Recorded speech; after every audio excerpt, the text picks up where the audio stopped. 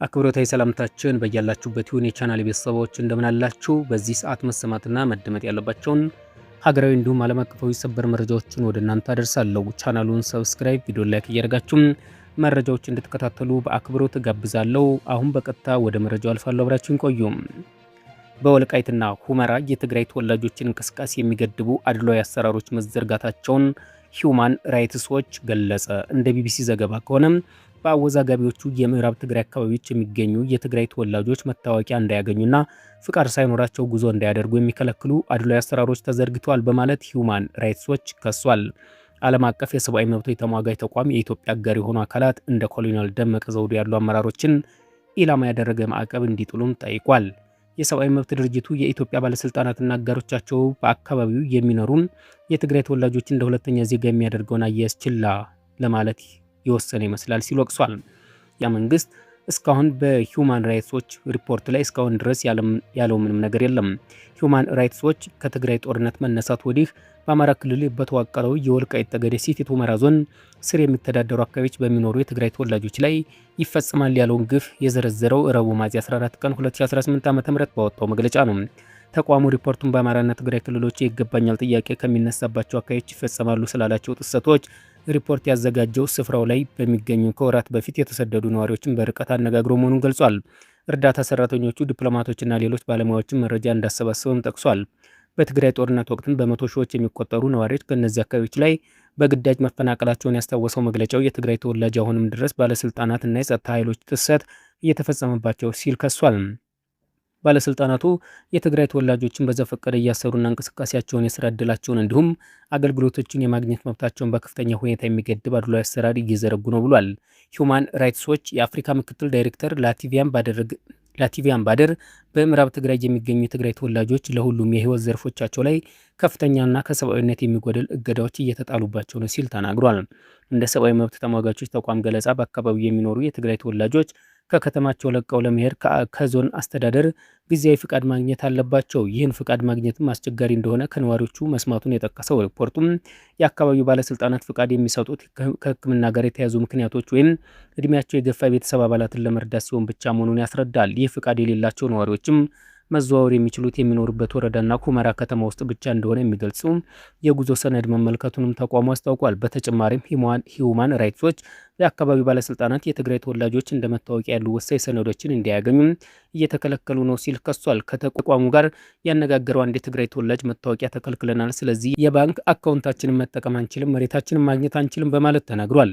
የትግራይ ተወላጅ የሚፈቀድላቸው በቀን ሰራተኝነት እንዲሰሩ ብቻ ነው፣ እዛም እንኳን እንሰደባለን፣ እንደበደባለን እንዳለ መግለጫው ላይ ሰፍሯል። የትግራይ ተወላጅ በሙያቸው እንዳይቀጠሩ ከሚያደርጓቸው ምክንያቶች አንዱ መታወቂያ ለመኖር እንደሆኑ በመግለጫው ያስረዳሉ። ተቋሙ ያነጋገራቸው የትግራይ ተወላጅ ስራ የሚያገኙት በእርሻ ስፍራዎች የቀን ሰራተኞች ሆኖ ለመስራት ብቻ እንደሆነ መግለጻቸውን በሪፖርቱ ተካቷል። በእነዚህ ምክንያቶችና የአካባቢው ባለስልጣናት በትግራይ ተወላጆች ላይ የሚፈጽሟቸውን የዘፈቀደ እስሮች ምክንያት ተጨማሪ ነዋሪዎችን ከአካባቢው በመሸሽ ጦርነት ወቅት የተፈናቀሉትን 740 ሺህ ዜጎች እየተቀላቀሉ መሆኑን ገልጿል። የሰብአዊ መብቶች ተቋሙ የአፍሪካ ምክትል ዳይሬክተር ላቲቪያ ባድር የኢትዮጵያ ባለስልጣናት እንዲሁም ዓለም አቀፍ ቀጠና አጋሮቻቸው በምዕራብ ትግራይ ቀውስን ችላ ማለት እንዲያቆሙ ጠይቀዋል። ወደሚቀጥለው መረጃችን ስናልፍ ጠቅላይ ሚኒስትር አብይ አህመድ በአፍሪካ ህብረት የሰው ሰራሽ አስተውሎት አርቲፊሻል ኢንተለጀንስ የዲጂታል ጤና ዘርፍ መሪ ሆነው ተሹመዋል። ሹመቱ የተሰጠው ጠቅላይ ሚኒስትር አብይ አህመድ በዘርፉ ላሳዩት አመራርና የኢትዮጵያ በአህጉሩ የሰው ሰራሽ አስተውሎትና የፈጠራ ስራዎችን ለማስፋፋት እየተገበረች የምትገኘውን የላቀ ሚና እውቅና ለመስጠት ነው። በተላከው የሹመት ደብዳቤ ላይ የሚከተለው ሰፍሯል። የተከበሩ የእርስዎ የዲጂታል ኢንፎርሜሽንና አዳዲስ ቴክኖሎጂ ለማስፋፋት ያደረጉ አመራር ሰው ሰራሽ አስተውሎት ኤአይ አፍሪካ ሉዓላዊነትን ለውጤታማነትና አሳታፊ ያደረጉ ቁልፍ መሳሪያ ሆኖ እንዲያገለግል በማስቻል ረገድ ትልቅ እገዛ አድርጓል። ስልታዊ በሆነ መልኩም በቴክኖሎጂ ነጻነትና አቅምን ለመገንባት የሚያደርጉት ተከታታይ ቅስቀሳ አህጉሩ በኃላፊነትና በፍትሐዊነት በታጀበ ሰው ሰራሽ አስተውሎት አጠቃቀም ረገድ በዓለም አቀፍ ደረጃ ግንባር ቀደም እንዲሆን ከፍተኛ አስተዋጽኦ ይኖረዋል። ባለፉት ጥቂት ዓመታትም በጠቅላይ ሚኒስትር አብይ አህመድ አመራር በኢትዮጵያ በዲጂታላይዜሽን እና በሰው ሰራሽ አስተውሎት ዘርፍ ያስመዘገበችው እድገት ከፍተኛ አፈጻጸም ያሳየ ነው። የዲጂታል መሰረተ ልማትን ማስፋፋት፣ የኢ መንግስት አገልግሎትን ስራ ላይ መዋል፣ በፈጠራ ስነ ምህዳር ላይ መዋዕለ ንዋይ ማፍሰስ፣ የሰው ሰራሽ አስተውሎት ኢንስቲትዩትን ማቋቋም እንዲሁም ሀገራዊ የሰው ሰራሽ አስተውሎት ስትራቴጂ መንደፍ ለለውጡ ጠንካራ መሰረት የጣሉ ተግባራት ናቸው። በተጨማሪም ራሱን የቻለ የሰው ሰራሽ አስተውሎት ዩኒቨርሲቲን ለማቋቋም የታቀደው እቅድ ምርምርን፣ የክህሎት ልማትና አህጉራዊ ትብብርን ይበልጥ እንደሚያጠናክር ይጠበቃል። በመካከለኛው ምስራቅ ያለው ውጥረት አሁንም ወደ ከፋ ደረጃ ተሸጋግሯል። ኢራን ከፍተኛ ጥቃት ሰነዝራለሁ ስትል፣ እስራኤል ደግሞ ለማንኛውም ጥቃት ዝግጁ ነኝ ብላለች። ዛሬ ደግሞ በወጡ መረጃዎች ጦርነቱ መላው ዓለም ሊያዳርስ ይችላል ተብሏል። እንደ ዓለም አቀፍ የዜና ምንጮች ዘገባ የኢራን ወታደራዊ መሪዎች ባለፉት ጥቂት ሰዓታት ውስጥም አስቸኳይ ስብሰባ አድርገዋል። ይህ ስብሰባ ያተኮረው በእስራኤል ላይ ሊሰነዝር ስለሚችለው የአጸፋ ጥቃት እንደሆነ ተናግረዋል። በሌላ በኩልም አሜሪካ ተጨማሪ የጦር መርከቦችን ወደ ቀይ ባህር እያስጠጋች መሆኑን የፔንታጎን ምንጮች አረጋግጠዋል። ይህ በእንዲህ እንዳለ ኢራን የኒውክሌር ጣቢያዎች በከፍተኛ ጥበቃ ስር መሆናቸውን፣ የሀገሪቱ የአየር መከላከያ ስርዓት ወደ ከፍተኛ ዝግጁነት ደረጃ መሸጋገሩን የሚያሳዩም የሳተላይት ምስሎች ወጥተዋል። ይህም ቀጠናው በማንኛውም ሰዓት ወደ ከፍተኛ ጦርነት ሊገባ እንደሚችል ትልቅ ምልክት ተደርጎ ተወስዷል። ፖለቲካ ተንታኞች እንደሚሉ ከሆነም ይህ ጦርነት ከቀጠለ የነዳጅ ዋጋ በዓለም ገበያ ላይ ከፍተኛ ሁኔታ ሊጨምር ይችላል። ይህም እንደኛ ያሉ ሀገራት ላይ የኢኮኖሚ ጫና ሊፈጥር እንደሚችል ስጋቶች አሳድረዋል። ይህ በእንዲህ እንዳለ ኢራን የአሜሪካና እስራኤል ባህረ ሰላጤውና በመሽመጡ ላይ የጸጥታ መደፍረስ ምንጭ ናቸው አለች። ኢራን የውጭ ጉዳይ ሚኒስትር የአሜሪካና እስራኤል ጥቃት በባህረ ሰላጤው ሆርሙዝ ወሽመጥ የጸጥታ ችግር ምንጭ ናቸው ብለዋል። የኢራን መንግስት በኤክስ ገጹ በተከታታይ ባጋራቸው ልጥፎች አባስ አራግቺ በቴህራን ከደቡብ ኮሪያ ልዩ መልእክተኛ ጋር እንደተገናኙ ገልጸዋል። የውጭ ጉዳይ ሚኒስቴሩ አገሪቱ እነዚህ ጥቃቶችን በማውገዝ ግልጽና ጠንካራ አቋም እንዲወስዱ ማሳሰባቸው ተጠቅሷል።